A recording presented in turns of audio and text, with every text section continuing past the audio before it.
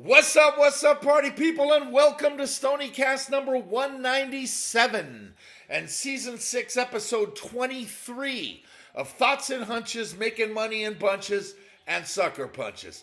It's your boy Stony coming back at you for the 197th time, and I'd like to welcome all of my fellow criminals, lowlifes, hoodlums, shady characters, scumbags, heathens, fugitives from justice, altar boys with unhealthy relationships with their priests, hustlers, wise guys, scoundrels, hooligans, foul-mouthed raging alcoholics, MLB players that have got into a fight with Bryce Harper, cheats, gangsters, fienders with abusive language, degenerates. Let's face it, anybody with a massive gambling problem. If you're new to the show, hey, congratulations. You probably fit into one or a few of those categories, so welcome. Because you're now one of us, gooba gobba, one of us, we accept him, one of us. Know the reference, that's all I gotta say. Hey, make sure to hit the subscribe button right down here in the lower right-hand corner and ring that bell. That way you can get notified every time I put out a new video. Excuse me. To spread the word's also very easy. Just tell other scumbags, fienders, and degenerates you know, like Josh, to go to YouTube and enter Thoughts and Hunches into the search bar. That'll take you to my page, and you can get dialed into everything that I drop on you. Also, if you're new and you don't know what's what with this channel, it's simple. It's college and pro football winners, MLB playoff winners, and college basketball winners. And I just give you picks. No player props and absolutely no parlays, unless I tell you. Why? Because I don't like giving money away. That's what you're doing when you're playing parlays. You're giving money away. You have to hit one out of every 5 parlays just to break even. The books don't expect a guy like me to deliver this many winners. I'm an outlier and I'm a disruptor. I'm like the Beastie Boys, I disrupt. Step inside the party, disrupt the whole scene! Yeah, something like that. I go to the mattresses every single week and get the info in order to get you to the window with a ticket to cash, as I just keep stacking winners. Now, before I get to the picks, as usual, I have some thoughts. Give me all you got! Listen, give me all you got! It just never gets old. Snowmageddon is coming to Nashville and most of the South tomorrow. And let me tell you, Nashville does not do well with snow. Music City is turning into COVID 2.0. Its grocery stores are wiped out and everyone is hunkering down for what the news is saying is going to be a massive storm. But here's the thing. Nashville always treats a snowstorm like it's the end of days. When I left work today and was driving home, the roads and the sidewalks were all blue as ice has been spread, salt has been spread all over the city. So we'll see how bad it gets, right? And it started out as 1 foot of snow coming on Tuesday, 3 days ago. The snow's coming on Friday into Saturday, and it's going to be 1 foot. Now that we know the snow is coming tomorrow, it's between 2 and 4 inches. We are getting ice, so we might be iced out, and power lines and power and trees falling and ice on the ground, and oh my God, everybody's going to die. The only thing I know for sure is that I'm going to be stacking winners all weekend long, because that's what I do every weekend. Former 49er quarterback John Brodie died today at the age of 90. And it's odd that it's a day after what would have been my father's 80th birthday yesterday. In my house growing up, Brodie was a very big deal to my dad. And while he was before my time and I never got to see him play, I did get to see him compete for 14 years on the senior PGA Tour after he retired from the NFL. Rest in peace, John. I'm sure my dad's waiting to buy you a beer. I want to start this week by talking about the Alabama bashing in the sports media. After missing out on the playoffs last year and the talking heads calling for Kalen DeBoer's head, they all bounced back, or they Bama bounced back this season, and while it didn't start well with a bad loss to Florida State, Bama got hot, and nobody wanted to recognize it even when they went into Athens and beat Georgia, which is something nobody does. Now, sure, Georgia got their revenge in the SEC championship, but Bama beat Oklahoma in the first round of the CFP, avenging their earlier loss to Oklahoma before they got pounded by the eventual national champs, Indiana Hoosiers. Hold on, think about that for a minute. Indiana pounded Alabama in football. Just stop and let that sink in. Now, granted, Indiana beat everyone, but here's my problem, and I'm certainly no Alabama fan, but what did you expect when Nick Saban retired? Just keep on winning and dominating and stacking national championships? If you did, then you're delusional, right? DeBoer is an excellent coach, and in this day and age of legalized money laundering in college athletics, anybody can outspend and win. Just look at the Dodgers in the MLB who are pushing baseball to a certain strike after this coming season. DeBoer's going to be fine, and Bama will be fine. They just won't win 6 national championships like Saban did, right? 7, but he won 6 in Tuscaloosa and 1 in Baton Rouge. I know everyone hated them when they were winning. I get that, especially here in the South. But I admired Saban. I always did. And the way he went about it. There's a reason why he's the best college football coach of all time. DeBoer is in a no-win situation because he's the man that followed the man. So back off on DeBoer, let Alabama be, and celebrate when they lose. Because that's what y'all have been doing all season long. But don't call for DeBoer's head. He's too good of a coach. Speaking of Indiana, my thoughts on the national championship are that Indiana was the best team in the country all season and are a more than deserving champion. Nobody thought that it could be done in only 2 seasons with Kirk Cignetti, but he's laid a blueprint for how the game's supposed to be played in the modern NCAA. It's just incredible what they've accomplished, what he's accomplished. They made it to the college football playoff last season and got pounded, got dismissed right away, and the narrative was, well, it was good they made the playoff, good for them, they're such a bad team over all these years, but never let them back in again. Well, what happened now? IU fans should be thrilled with their first national championship, right? And if they never win another one again, they should remember this, and you should remember this. Indiana's last 4 wins were over Ohio State, Alabama, Oregon, and Miami. That's a who's who of college football. Mad props to Miami for their toughness. And nobody was harder on them than me this season. But they showed out and showed up the last month. I still don't believe they belonged in the playoff because you can't look at it and say, well, they almost won, because that doesn't matter, right? They almost won the national championship. So how can you say they didn't belong? Well, they didn't belong, right?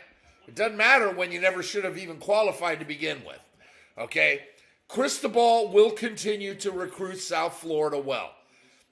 And whether it's Michael Irvin or Uncle Luke or Nevin Shapiro, I know, Miami fans, Nevin Shapiro, we all know about Nevin Shapiro. The NIL, legalized money laundering, dollars are going to flow, as Miami's now the standard of the ACC until Dabo Swinney begins to understand the transfer portal. But just don't call these guys student athletes, because Carson Beck said last week that he hasn't been to class in 2.5 years. Call them employees, because that's exactly what they are. My big issue with the NCAA's college football schedule, that's what it is. Whoever's in charge needs to change it. I'm not talking about who each team plays, but the dates to enter the portal and the shortening of the playoff from 12 to 8 teams. That's never going to happen. But With the playoffs going on for more than a month, the average viewer loses interest, and the ratings weren't as big as they should have been, though more than 30 million people watched the national championship on Monday night. But I think if the whole thing were done in 3 or 4 weeks total, 40 million people would have watched. But the day after Indiana won the title, 2 players from IU entered the transfer portal. That's what has become of this craziness.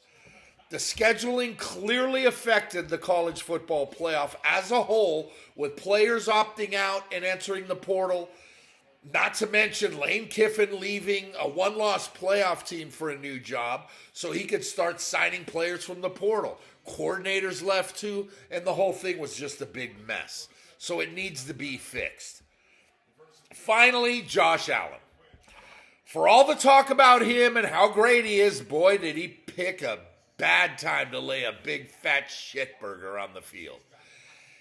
Every single person I listened to for 2 weeks, and every single person that I talked to for 2 weeks since the start of the NFL postseason all said the same thing. This is his chance.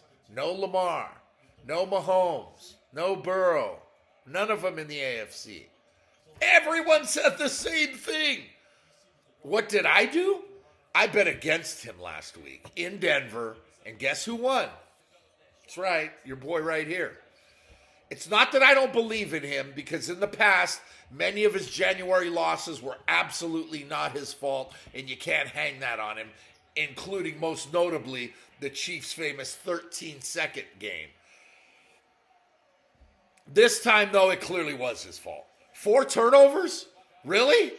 That last interception in overtime was a backbreaker, and a lot have argued that it was not his fault. But the other picks and the fumble before halftime, then he's going to cry in the post-game interview? Why? Because he knew it was on him. I give him credit for manning up and putting it all on himself because, well, it absolutely was his fault. Not a good time to shit your pants in front of the nation. All right, Josh? Be better. As for the week that was, with only one college football game, I hit the over and I missed on the side as Miami covered, so I wound up 1-1 to end the season. Big numbers, though. Big numbers for postseason and a career best for me in the totality of the entire college football season, from week 0 all the way up into Monday night's national championship. In the NFL, it was feast or famine, as I hit both sides of 2 games, and I missed both sides of 2 games, right? Leaving me 4-4 on the week. So the whole week came down to college hoops. How'd I do? Saturday's 13-14 day was my only losing day of the week, as I delivered massive gains all week to close out an impressive 52-38 week. So let's take a peek at the numbers. Last week, 57 wins, 43 losses, 57% right on the button. Another solid week. NCAA football postseason, 70 wins, 43 losses, 1 push, 61.95%. To finish it off, when you add those numbers to my NCAA football regular season numbers, I wound up 244 wins, 155 losses, 8 pushes, 61.15%, a career best for me. And I dare anyone in the world to give you 400 picks in college football before the game, record it for the season, and hit over 61%. I mean, you're welcome. Clacking lots of dollars, we all got gold. Something like that. That's what it sounds like when you're clocking lots of dollars, you know? Now, NFL playoffs, 13 wins, 7 losses, 65%, great numbers with only 3 games left. 2 championship games this weekend and Super Bowl. NCAA basketball for the season, 369 wins, 269 losses, 4 pushes, exactly 100 games over 500, and 57.85% getting closer to 58. That's the goal. The degenerate special, 16 wins, 11 losses, 59.26%. That's still great despite 2 straight losses. Sunday night for the season, 16 wins, 8 losses, 1 push, 66.67%. That's just huge, and it has been all season long. So, overall, all 22 episodes, 1,500 total plays that I've given you this season, 878 wins, 620 losses, 12 pushes, 58.61% for the season. And that can only mean one thing. Wow, winning. Oh, Charlie. Very nice. Thank you for that. Now, once again, I want you to remember that all these picks are 100% free. So for all the touts out there that are charging for picks and giving you 75 to 80% winners, guaranteed, documented, Brent Musburger, come on, stop. We all know you're full of shit. Plus, you're charging for these picks. Oh! I mean, with me, it's very simple. All you got to do is come to YouTube every week, and I'll give them to you for free. Plus, I want you all to know that these are all bets that I'm going to personally make with my own money. So I'm not just throwing darts blindly at a dartboard, picking games. Okay, y'all ready? Away we go. Episode number 23. Just win, baby. Attaboy, Al. That's how it's done. The new week began on Tuesday, and 10-6 was a good start. Wednesday, I delivered 9-6. And last night, 5-2-1. So I'm off to the races already this week, sitting at 24-16-1, which is a hefty 66%. And more games that I already gave you that are going on right now. I'm 1-1 so far in the games that have finished, but I got 4 games right now. I've got Tulane, Akron, Ohio State, and Marquette all going on the quad box. Okay, Saturdays in the first 3 months of the year are all about college hoops. And tomorrow is no exception. So let's go tomorrow, 11 Eastern on ESPN. Give me Kentucky at home, laying 8.5 over Ole Miss. UK's now won 4 straight as Otega Owe. He's been heating up while Ole Miss has struggled against the middle of the SEC. Cats laying the big number at Rupp. 11 Eastern on the CW. I'll stay with big home favorites and ride with number 5 Duke. -17 and a hook versus Wake Forest. Duke is Duke, and they just keep on rolling, while Wake has lost 4 out of 5 and are just overmatched here, especially at Cameron. Noon Eastern on ACC Network. I like Georgia Tech on the road, catching 8 at number 18 Clemson. This is too many points for a shaky Clemson team to lay on the road in conference. Noon Eastern on CBS, I like 10th-ranked Michigan State, laying 17 at home versus Maryland. The Terps are overmatched. Sparty's defense is going to pound them into submission at the Breslin Center. Noon Eastern on FS1, I'll take 7th-ranked Nebraska on the road at Minnesota. The Huskers keep on cruising, and I'm going to continue to ride them until they buck me, especially against a 500 Big Ten squad. Noon Eastern on SEC Network, I'm on 15th-ranked Vanderbilt on the road, laying 7 at Mississippi State. Hail State is shitty, even at home, and I like Vandy to bounce back after a rough week. Noon Eastern on the Deuce, let's roll with 14th-ranked Virginia at home, -6.5 over number 22 North Carolina. UNC may have redeemed themselves with a home win over shitty-ass Notre Dame on Wednesday, but the Cavs bring a whole different set of skills. UVA wins this one easily, surprisingly easily. 12:30 Eastern on Big Fox. Give me Villanova on the road, +10 at second-ranked Connecticut. Some of these picks are scary because I'm taking points on the road against powerhouses. We all know how good UConn is, and they ain't going to lose this game. But Villanova's just dangerous enough to slip through the back door. 1 Eastern on SEC Network. I'll ride with Texas at home, laying 2 and a chalk versus 21st ranked Georgia. Texas has been struggling lately. Struggling. Oh, Joe. Joe. Struggling. I knew it. One more time, Joe. Struggling. I knew you were there. But Texas has been struggling.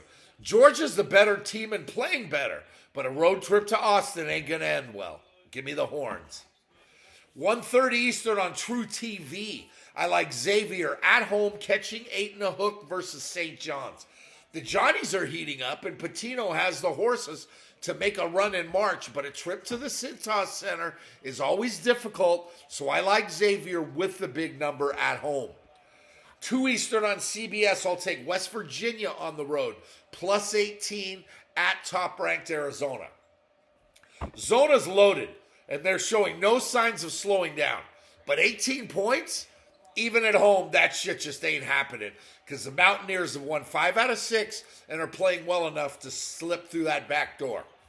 A good one in the Atlantic 10 goes at 2 Eastern on CBS Sports Network, and I'll take St. Joe's plus 4 and a hook at home versus Dayton.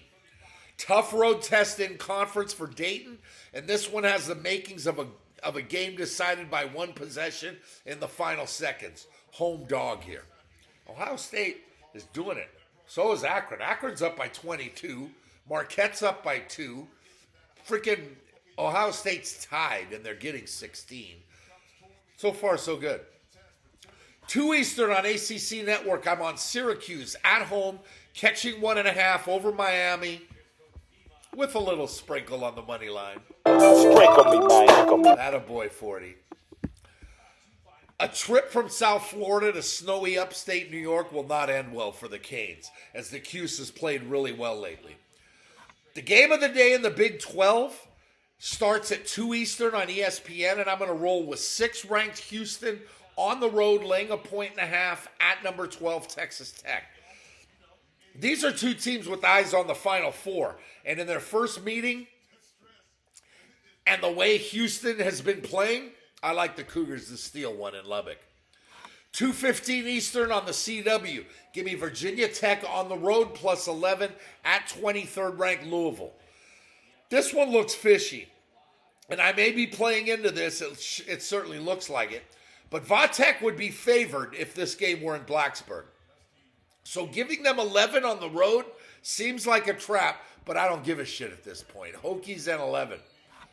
3 Eastern on ESPN Plus. I'll ride with Colorado at home plus 1.5 versus Central Florida with a sprinkle. Sprinkle me, man. Sprinkle me. Atta kid. 4 Eastern on Peacock. I like 9th-ranked Iowa State minus 9 on the road at Oklahoma State. Iowa State's 2-game skids history, and Okie State has dropped 3 out of 4. They're in trouble here at Gallagher-Iba. Cyclones early and often.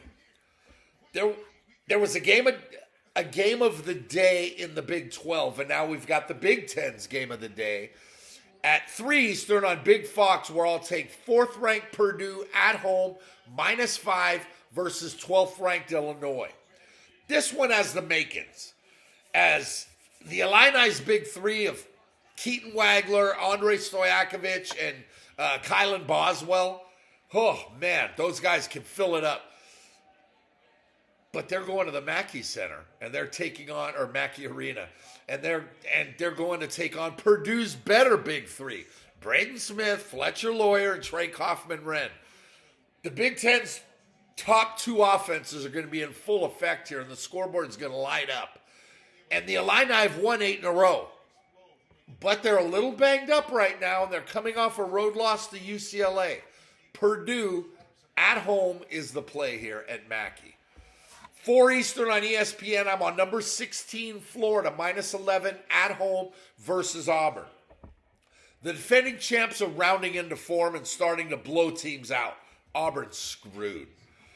4 Eastern in the Mountain West Conference on CBS. I'll roll with Nevada, Las Vegas at home, catching 6 versus Utah State. UNLV's won 4 in a row and are coming off a big upset at Utah State, while San Diego State just got beat at Grand Canyon. That's not a good look. The Rebels at the Thomas and Mack getting points has to be the play here. 4 Eastern on SEC Network. Give me 20th ranked Arkansas -9 at home over Louisiana State. Arkansas is clearly the better team, especially when Darius Acuff Jr. is filling it up the way he has been lately. Yeah, Arkansas. 5 Eastern on USA Network. I like Davidson at home +4 and a chunk versus Virginia Commonwealth. Davidson's dangerous at home, and VCU is going to get caught here. 5:30 Eastern on Big Fox. I'll dance with 13th ranked Brigham Young at home laying 19 over Utah. Big number. BYU won, albeit barely, 2 weeks ago in Salt Lake Stony. But tomorrow in Provo, the Utes are in serious trouble. 5 Eastern on FS1. I'll take UCLA -6.5 at home versus Northwestern. The Wildcats snapped their 5-game losing streak by taking out USC Wednesday night, while UCLA was busy knocking off 4th-ranked Purdue. Donovan Dent has found his stroke, and the Bruins get the cover here at Pauley. 7 Eastern on CBS Sports Network. I'm on 8th-ranked Gonzaga -17 at home versus San Francisco. The Zags are once again the class of the WCC, with St. Mary's, Santa Clara, and USF on their heels. But USF is outmanned here at the Kettle, and the Zags are going to roll. 8 Eastern on Big Fox at Bramlage Coliseum in the Little Apple.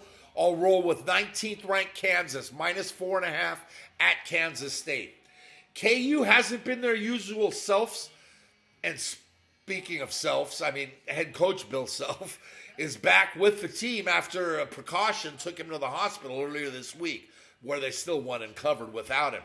KSU may be at home in a rivalry game, but Rock Chalk rolls here. 8 Eastern on FS1 at the Pit in Albuquerque. Give me Nevada on the road, catching 8 at New Mexico. 2 excellent Mountain West teams get after it, and I like the Lobos to get the win, but Nevada's alligator blood are going to cash the ticket. Hanging around. Kids got alligator blood. Attaboy, Teddy. 8 Eastern on ACC Network on the Farm. I'm all over Stanford. At home, -4 versus Cal. Both schools have played well so far in the ACC, and this should be a good one. But Stanford's super sophomore, Abuka Ilori, right now, you haven't seen this kid play. Got to see him play. He's on a roll. Cardinal win easily. 8:30 Eastern on ESPN. I like 17th ranked Alabama -4 at home versus Tennessee. Neither team's been super impressive, but Bama needs this one at home. 10 Eastern on CBS Sports Network. I'll take Arizona State at home catching 3 and a chunk versus Cincinnati.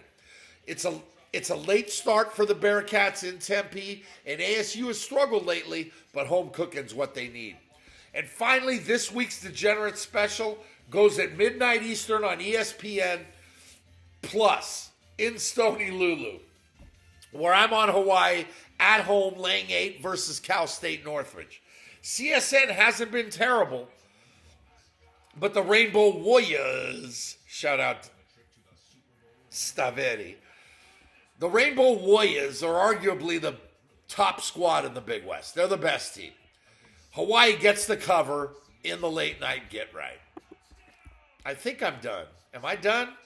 No, I'm just getting warmed up. That's how it goes. Let's move on to NFL Sunday, shall we? And let's start with the AFC Championship game at 3 Eastern on CBS at Mile High in Denver, where second-seeded New England is a 4.5-point road chalk at the top-seeded Broncos, and the total's listed at 42.5.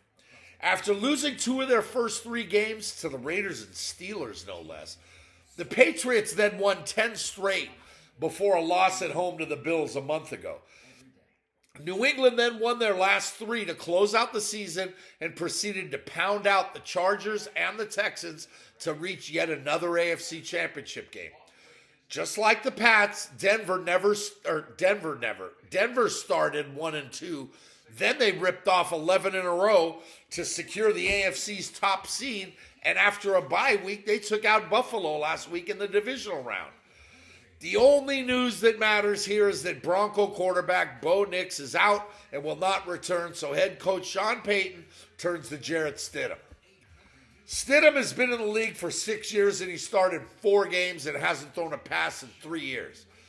Bo Nix has to be worth at least 6 points because Denver would probably be a short home favorite if he were active. New England's offense was sloppy last week in their win over Houston, but their defense dominated. As good as the Patriot defense has been this season, Denver's is better, and they lead the league in sacks. The Patriots' big advantage is on offense, where they were second in the league in scoring and 4th in total offense.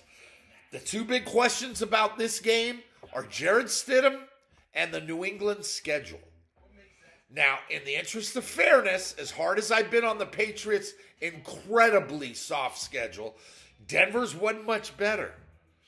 There's a chance that the Broncos will be getting J.K. Dobbins back as he's been practicing all week, though limited. That only adds to Stidham's comfort level. This number opened at 5.5, but the Sharps bet it down to 4.5. As much as everyone just automatically anointed New England as the AFC champs as soon as they heard that Nick suffered the injury, and while I will agree with that assessment, I'm going to roll with the Broncos here, at home, catching 4.5 to go along with under and what should be a low-scoring affair that's decided by a field goal in either direction. The NFC Championship is Sunday's nightcap, and it goes at 6:30 Eastern on Big Fox at Lumen Field in Seatown. Shout out Mix-a-Lot. As the top-seeded Seahawks are 2.5-point home favorites over the 5th-seeded Ram Chops, and the total set at 47. Seattle hadn't lost in 2 months. They won 7 in a row to close out the season, and they pasted the 49ers last Saturday in the Pacific Northwest. The Rams haven't been the same since Thanksgiving, and they stumbled down the stretch before a couple of tight games the last 2 weeks with a 3-point win over Carolina in the wild card round, and another 3-point win in overtime at Chicago in last week's divisional round. This is the 3rd meeting of the season between these 2 rivals, and the numbers from the first 2 games, they're eerily similar. LA won by 2 at home, and Seattle won by 1 in overtime at home. The Rams' defense has to be a concern for Sean McVay, as they just haven't been right for the better part of 2 months after dominating the first 2 months of the season. Their leading offense, though, that's another story, as they can score on anyone with the best 1-2 punch at wideout in the league and not a flashy but reliable running game. The Seahawks are the NFL's most complete team, as I told you in November that they were the best team in the NFL. A fast, bruising, and violent defense, excellent special teams, a big offensive line, and the league's 3rd-ranked offense. Now, big back Zach Charbonnet injured his left knee against the San Fran last week, and he's out. He's done. That's a big loss for the Seahawks. Kenneth Canine Walker is healthy, and he's a nightmare to slow down, right? But that's with a healthy Charbonnet to spell him. Walker will get more carries Sunday as Seattle's only weakness, quarterback Sam Darnold, tries to hush the naysayers, me in particular. At 3.5, I'd like the Rams. But at 2.5, I can't bet against Seattle here, as I see another good one, but it's the Seahawk defense that I trust more than the Rams. I'll take the Hawks, lay the 2 in a chunk, and roll with under 47 as the continuous travel and road games finally catch up with the Rams against an angry Seahawk defense. Show me the money. Looking Spot for a Glock. I took the long overfloss, but still got it now. Something about Russ Kidwell. Oh, God. That's both NFC conference championship games for you, right? Both NFL conference championship games with totals to go along with a mind-altering 31 college hoop plays that I just gave you. Now make sure to check out the comment section every day for more college hoops, except for tomorrow, because I just gave you all the picks for tomorrow. But Sunday, Monday, Tuesday, all going forward. Because from now until April, you'll just keep getting them. Also, keep an eye out for STONIECAST 198. That's going to drop on you next Friday. So until then, just remember, if you want to win big, you got to bet big. Good teams win, but great teams cover. You can't go broke taking a profit. Scared money don't make money. The less you bet, the more you lose when you win. Shout out Chris the Bear FALLICA. Now for me, the action is the juice. But you know, for me, the action is the juice. Amen. I'm in, Mikey. Anyone can win. What am I doing here? Sorry. The difference between winning and making money is that anyone can win betting chalk, but you can't make money unless you take the dogs. What would you rather do? Would you rather win or make money? What's more important, your winning percentage or your cash flow? It's all that matters. God made life a gamble, and we're still in the game. Shout out to the late, great Joe Diffie. There's money on the streets that can't be ignored. And finally, good luck to you. And yep, Gooch, my boy, my brother. Today would have been your 56th birthday. You should be here. You should be listening to this. You should be listening to me talk about you and calling you on your birthday and telling you happy birthday. Miss you, brother. Love you, brother. Pay him. Pay that man his money.